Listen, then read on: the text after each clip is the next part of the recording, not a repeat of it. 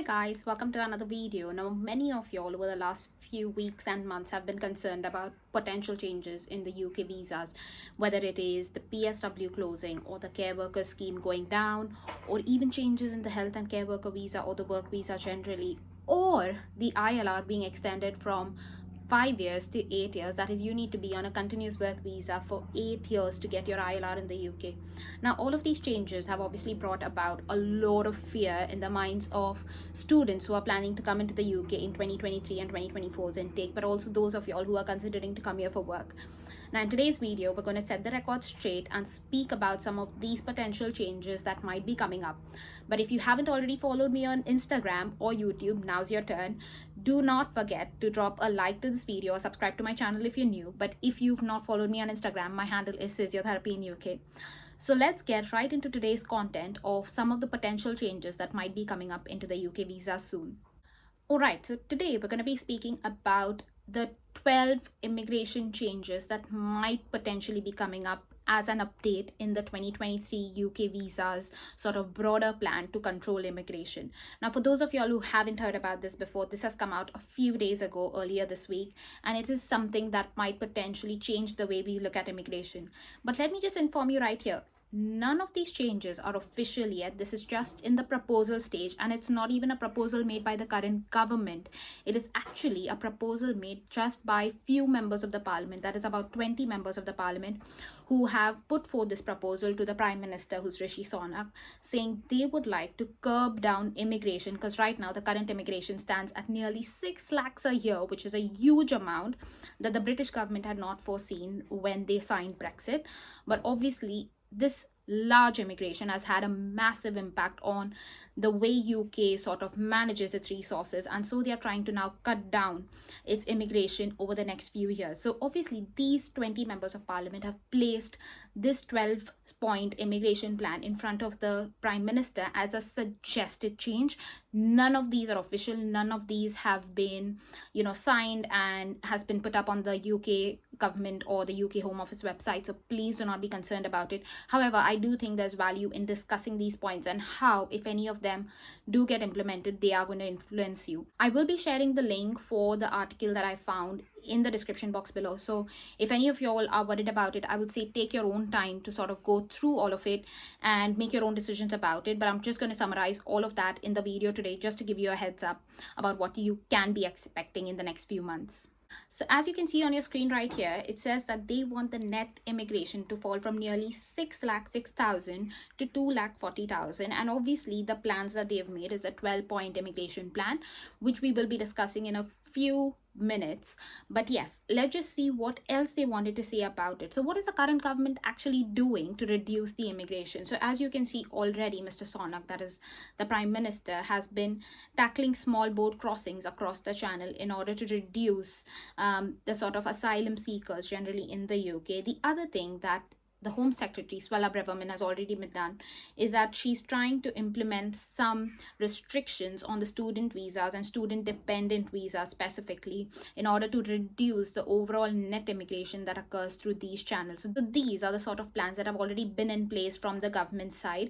But obviously, despite all of these, some of the members of parliament are feeling that we're not really tackling immigration at a very large scale right now, so let's just suggest other potential changes that might potentially influence this a bit more. So as you can see on your screen, one of the first things they recommend is closing the temporary grants for care worker visa, which they report will reduce the number of visas by nearly 1,17,000. Now, if any of y'all are aware about this, the shortage occupation list for UK was updated somewhere in April 2021, so that was about 2 years ago.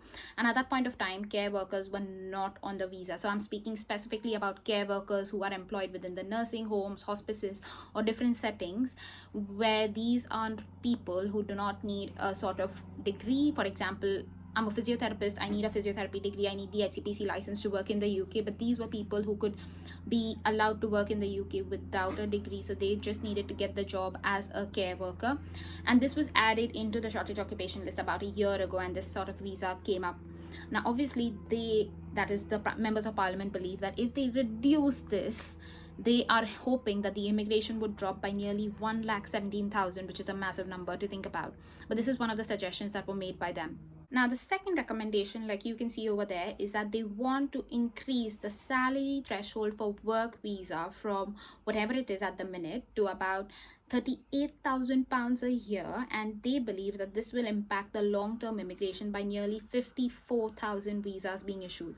Now, let's be honest over here, 38,000 is not the average salary that you would be expecting to get if you were working in the UK. So obviously this is much on the higher side. To give you an example, recently the NHS had decided that obviously they are going to increase the wages for all of the bands in this year, that is 2023-2024. And to give you an example of it, at a band 6 entry level, your starting salary is £35,000.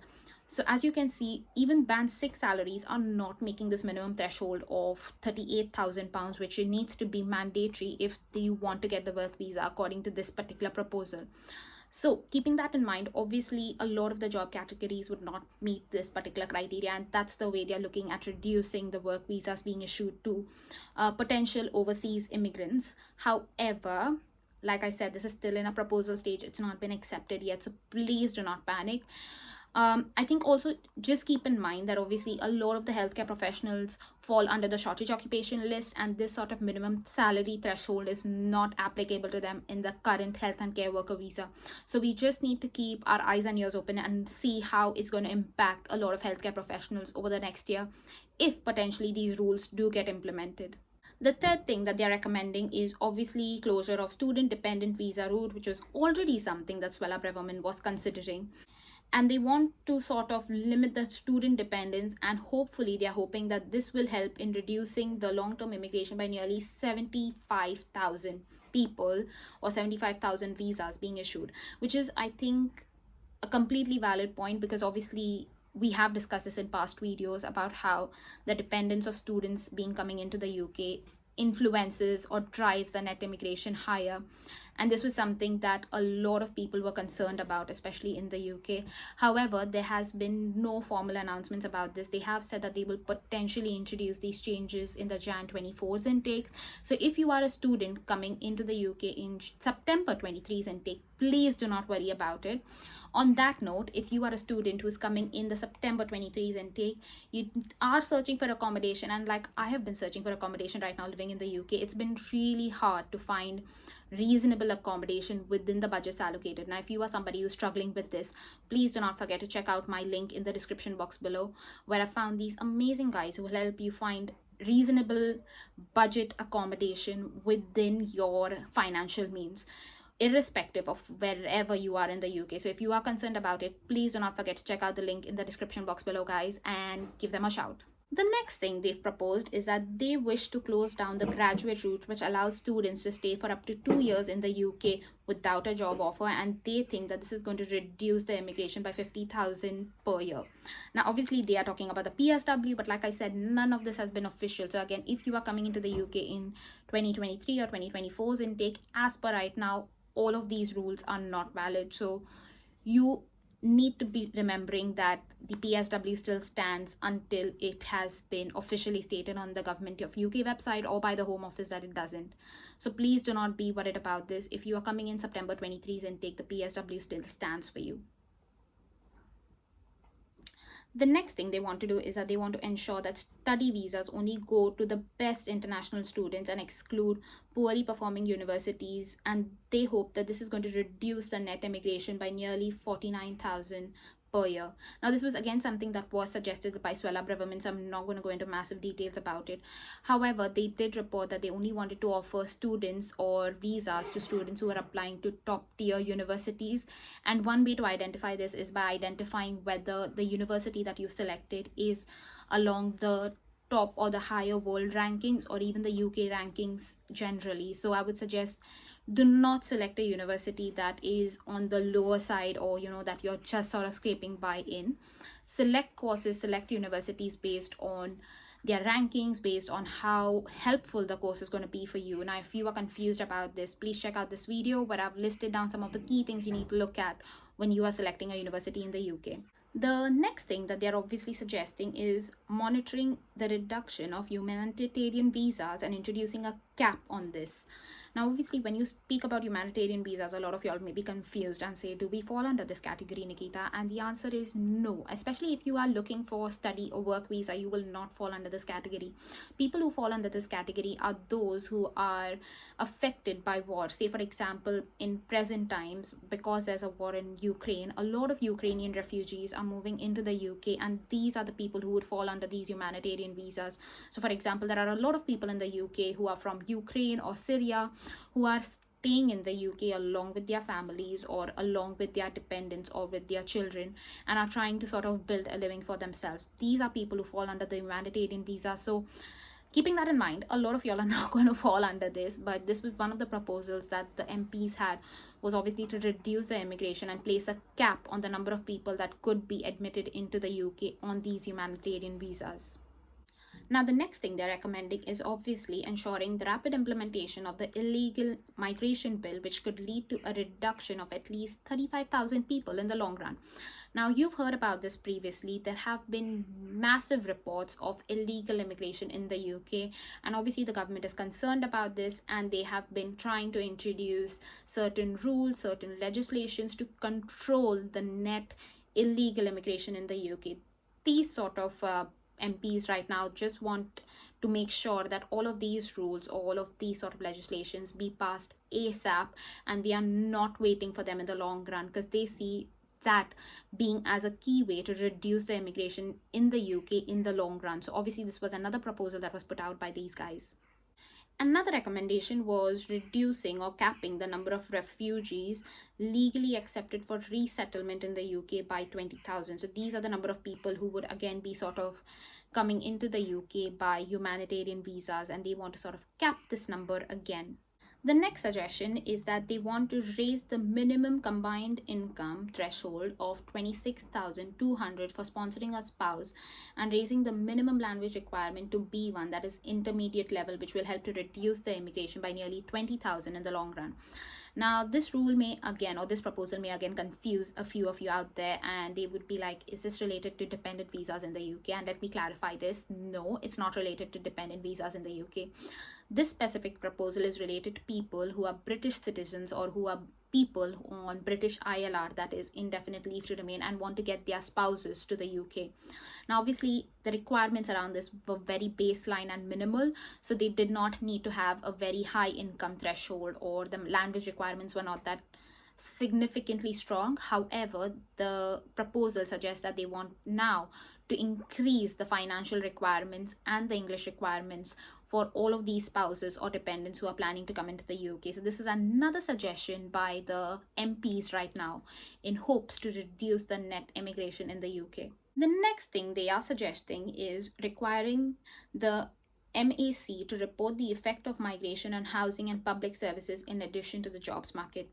Now, a lot of y'all would have heard that obviously, because of the net immigration being so high, there have been really significant difficulties in finding jobs in the UK. And this is not only limited to UK citizens, but I know of many international students who've struggled recently in the last intake to find part-time jobs and support themselves, or find themselves to just support in terms of grocery, rent, and things like that. Now, this is only in terms of the job availability and part-time jobs, but not only this, the immigration has an impact on the NHS or on the schooling of young children in and around the UK. And the MAC will provide a regulatory mandate, or will provide a report on how this impacts, or how immigration impacts these sort of general resources within the UK. So obviously the MPs want this sort of report to be released, so that we can now evaluate the effect of net immigration increasing all over the UK, not only on job availability, but also on general public resources, including the NHS or schools, etc. Now, skipping the 11th point, I just want to move into the last point, which is raising the immigration health surcharge to nearly £2,700 per person per year. Now, this is a massive amount, and let me just speak to you about what is the immigration health surcharge. So whether you come on a student visa or on a work visa, all of us are expected to pay the immigration health surcharge.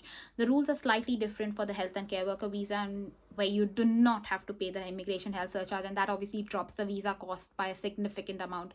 But assuming you're not on the health and care worker visa, you will have to pay the immigration health surcharge. And right now, it is a menial amount of nearly 600 to 700 pounds over 3 years. So that's about 1,200 or 1,800 pounds that you're looking at for a 3-year visa.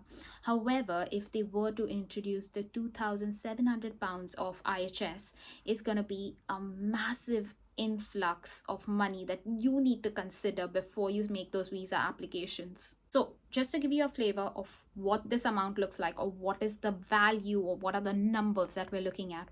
If you are somebody who is on a skilled worker visa, you remember that you need to be on a visa for 5 years. So, you need to be on a work visa for 5 years before you get your ILR, that is your indefinite leave to remain. So, if this amount, that is 2,700, was the IHS that you needed to pay, if we consider this amount and we consider that multiplied by 5, because 5 years is the minimum that you need to spend on your work visa to be considered for an ILR, you would have to pay nearly 13,500 pounds for your work visas for 5 years, and that's only your IHS cost, that's not your work visa cost. So keep that in mind. 13,500 is a huge investment in pounds, and if it had to be Indian rupees, that would nearly be over 14 lakhs.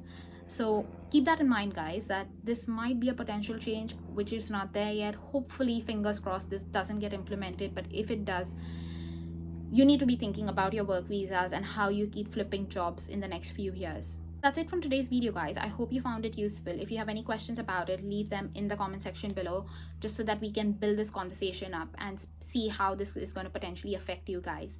But that's it, guys. Take care. Bye.